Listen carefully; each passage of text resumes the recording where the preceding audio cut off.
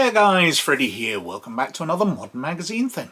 Because this week we're looking at Dungeons & Dragons Adventurer issue number 58.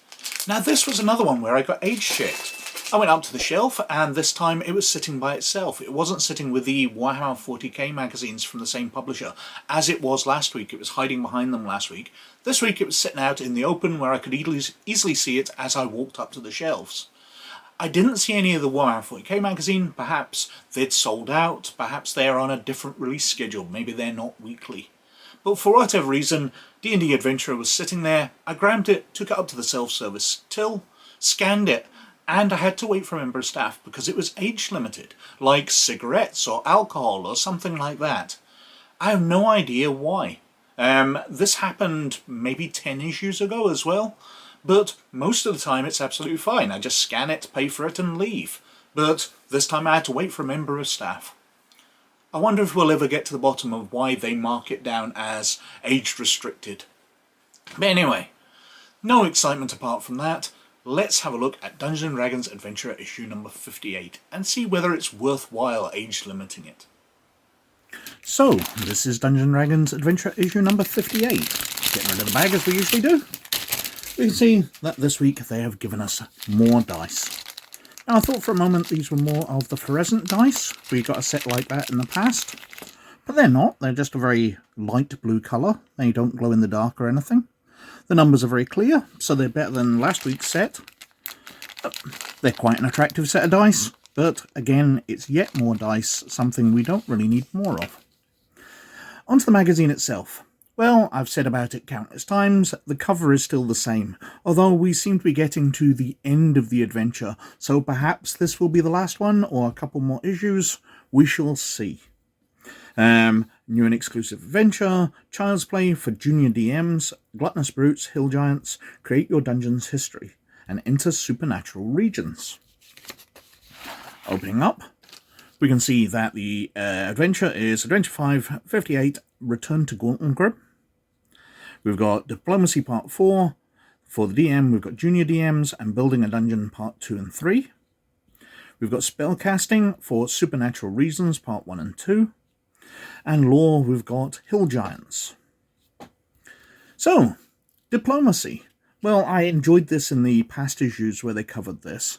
And this is pretty much more of the same. It's talking about how backgrounds this time.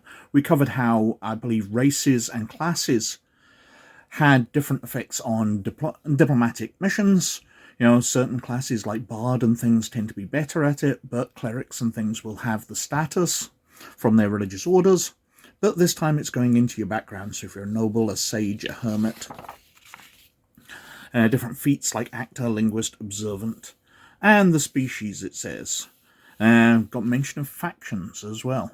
So, I think that's the end of the article. The first one introduced how you would do it and some rules for it, and the rest have gone through detailing more about how different characters would be useful. So it's not bad.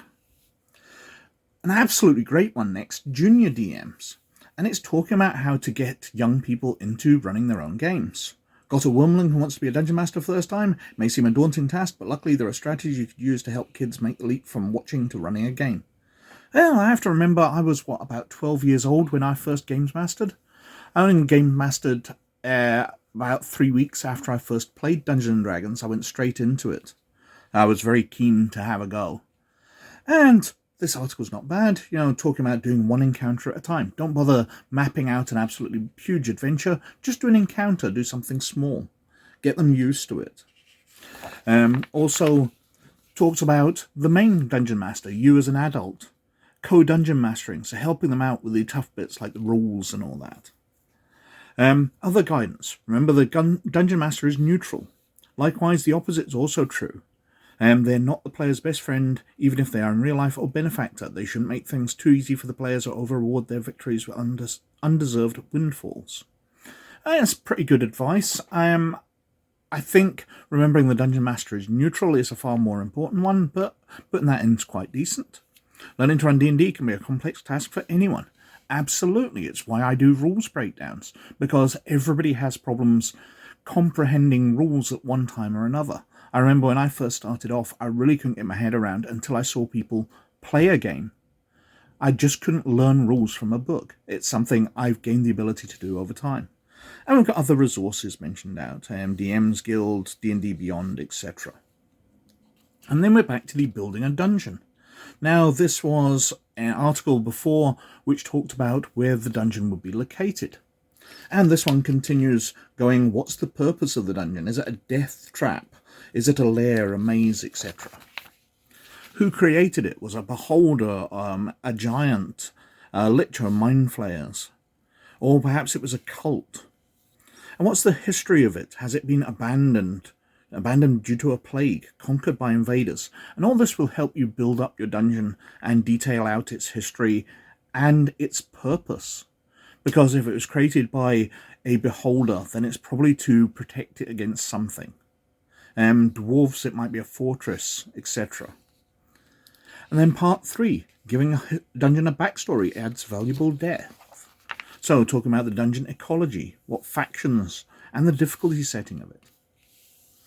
And we're on to another new article series with supernatural regions.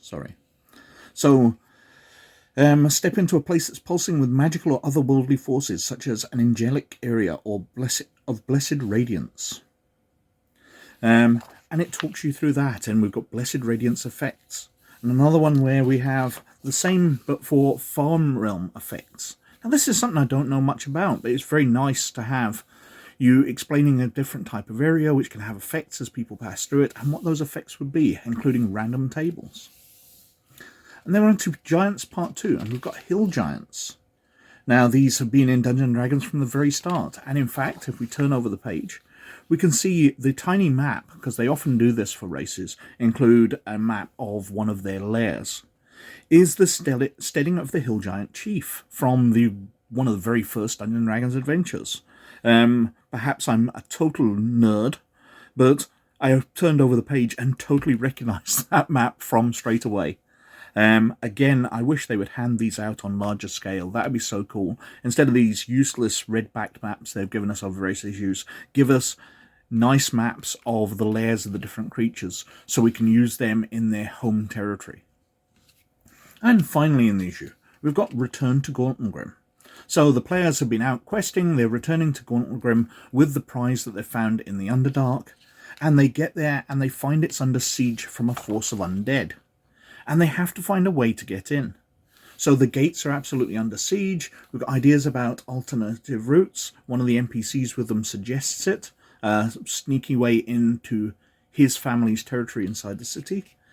And we've got a nice section here about cunning solutions. Because the players are up to 4th level by this point. So they might have access to magic, which can get them to fly over the zombies and attackers. And it gives suggestions about ways you should deal with creative solutions. So if the players are flying, then perhaps there are flying undead as well. Perhaps there are archers. Perhaps the walls are unsteady at the top, because at the base they're strong to resist the zombies, but the top haven't been very well maintained. So the players might have problems getting over them without them collapsing underneath them. There's some interesting ideas in there, and I do appreciate them actually fleshing out and dealing with the fact that players are incredibly imaginative and always come up with solutions that you never imagine. So we've got details about navigating the secret tunnel, and they encounter a hook horror. Now, why the hook horror isn't one of the featured monsters where we get lots of the background, I don't know. Has it been covered in a previous issue? I do not remember. But as we come up to the end, we've got stat blocks for a juvenile hook horror, zombie, the hook horror itself, and an ogre zombie as part of the forces. So not a bad magazine at all. Like the section on junior DMs, the adventure's quite good, although not as creative, but we do get some more dice. So that was Dungeons & Dragons Adventurer issue number 58, and it was absolutely fine. While some of the articles were pretty decent, I liked the one on junior DMs. It's not the way I would go about things, but I enjoyed reading through it. The article on diplomacy was alright, but it feels like it's running out of steam. And I did enjoy the sections on building your own dungeon. It was full of some very good ideas. And the adventure itself, I really liked the way that it detailed how to get around your players coming up with ideas that you hadn't thought of. You know, them innovating round your adventure and dealing with that. That's some really good lessons for starting off DMs. But the adventure itself, not up to much. You're trying to get past an obstacle, you're going down a tunnel. There's not much to it at all. I'm really missing the early adventures where they were introducing totally different ways of doing it. Adventuring in the countryside, doing base defense missions, that kind of stuff, where you were showing off the array of different role-playing rather than just going into a dungeon and having to get your way through it. Which makes this very disappointing. In fact, I really get the feeling like the magazine's totally running out of steam. Have they done all the important stuff and now they're just mopping up the little details? Which can be fascinating in their own way, but they're never going to be thrilling and exciting as the big ideas which have been introduced in role-playing. But we shall see. Maybe they've got some good ideas coming up. And anyway, they gave us some more dice. They're pretty dice, I do quite like them, but it's yet more dice. They really seem to be out of ideas. It's getting pretty disappointing issue after issue. And you're probably starting to get a bit bored with me saying these things. But as I said, there's some good articles in there. So if it's worth it to you, check it out. But anyway, as usual, I've been whittering on for quite long enough. So thank you very much for watching. But as always, most of all, you look after yourselves. And I'll catch you later. Bye now.